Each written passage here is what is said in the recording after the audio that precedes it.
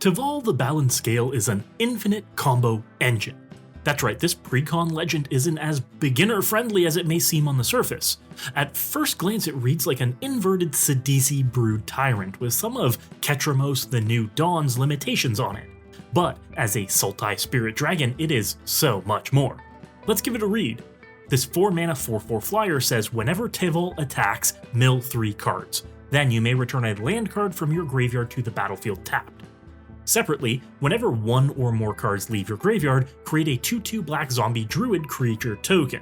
These two lines are related but are definitely distinct, mirroring cEDH's mill 3 trigger. Teval gets you even more value with free lands when milled, and then getting you a bonus 2/2 zombie druid whenever you do hit a land with that trigger. But not only when you hit a land with that trigger. No, because the lines synergize with each other, many might think, at first, you may only get the zombie when you hit a land off Teval's mill trigger. But you get that zombie anytime 1 or more cards leave your graveyard. Flashback a card? Zombie. Return a creature card from the yard to your hand? Zombie. And that's where we start to get into combo territory, because these zombies aren't tapped, and they can be created on anyone's turn.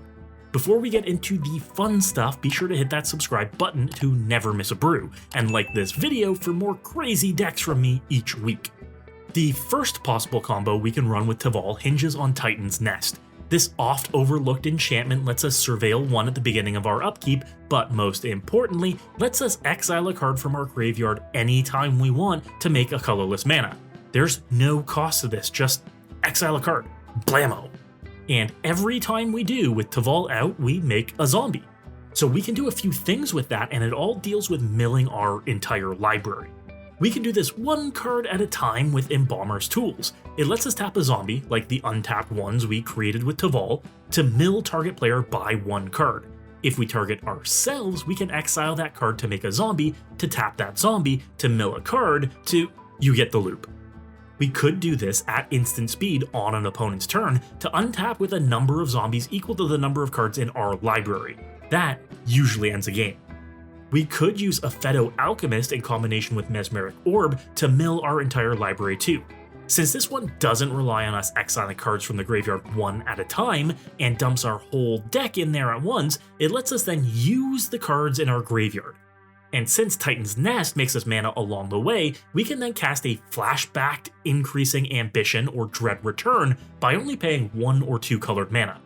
Or we could just exile all the cards 1 at a time and make a horde of zombies to overrun your opponents.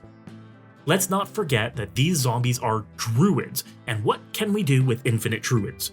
We can make infinite mana with a Seton Corrosion Protector. Since tapping a druid to his ability doesn't require the druid to not have summoning sickness, this also is infinite green mana to do something like Finale of Devastation for 1,000,000 or something. But even more fun, how about you steal all your opponent's lands forever? Guildleaf Archdruid lets you tap 7 untapped druids you control to permanently take control of a player's lands. With infinite druids, you could do all of this at sorcery speed, gain control of everyone's lands, and be confident you can untap on your turn, ready to attack everyone for the win. However, if you're combat opposed and are more prone to that cEDH lifestyle, a Thassa's Oracle is a perfectly cromulent way to win with an empty library too. Since we're making zombies along the way, with everything in our graveyard, we could flashback a Dread Return or bounce a Chthonian Nightmare, targeting Thassa's Oracle in the yard and win without spending a single mana. Slick. A lot of folks find Thassa's Oracle wins divisive. Let me know what you think about this common cEDH win con in the comments. Now that's just one way to scale a dragon. The deck that I've put together is a layered combo deck, meaning we have multiple victory vectors. The next one being Aristocrats, thanks to good old Gravecrawler. That's right, since Teval makes zombies, and Gravecrawler can be cast from the yard if you control a zombie, it's a loop that feeds itself. You'll need to add in a Phyrexian altar in order to pull it off all along the way though. Just sacrifice the crawler to the altar, make a mana, recast it if you control a Teval zombie, and repeat the loop. This gets you infinite Teval zombies at sorcery speed, and infinite colored mana thanks to the altar and all of these zombie tokens. For the impatient enough not to want to wait a whole turn to attack and win, you do have things like Sir Conrad the Grim and Dreadhound out at the same time to ping down opponents whenever you recast your crawler. If we then also have Embalmer's Tools out while we're doing this, we get into another scenario where we can put our whole library into our graveyard by then tapping these zombie tokens and win with the Thoracle the same way. You can perform the same loop with a Tortured Existence too, provided you have a creature card in your yard and one in your hand. The problem here is you need to sacrifice the Teval zombie to pay for the Existence activation. You get to do this as often as you like though, and having a Dreadhound or Sir Conrad out still lets you infinitely ping your opponents. We can also grind out some real value along the way too, as there are a few amazing synergy pieces that play into all of this and get us bonuses on bonuses. Head Shredder, for instance, helps us put all of our milled land cards into play tapped, and each one that returns triggers Teval for a free zombie. If we go through any of these loops with a Head Shredder out, we get a free 2/2 zombie druid for each land in our library and all of them into play tapped. There's also Insidious Roots, which is a junior version of Teval's trigger, making a 0/1 plant token but only when a creature card leaves the graveyard.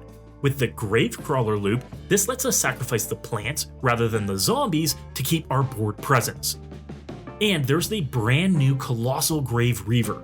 This big beefy boy is an 8-mana dragon that reanimates any creature we mill with any of these loops. If we can get him into the yard and return him, maybe by throwing a Dread Return and him into the yard with a Lotus-like Dancer, then proceed to mill through our entire deck one card at a time, and you put every creature in your deck into play. For free. Yowza. Now with all of that being said, let's talk power level.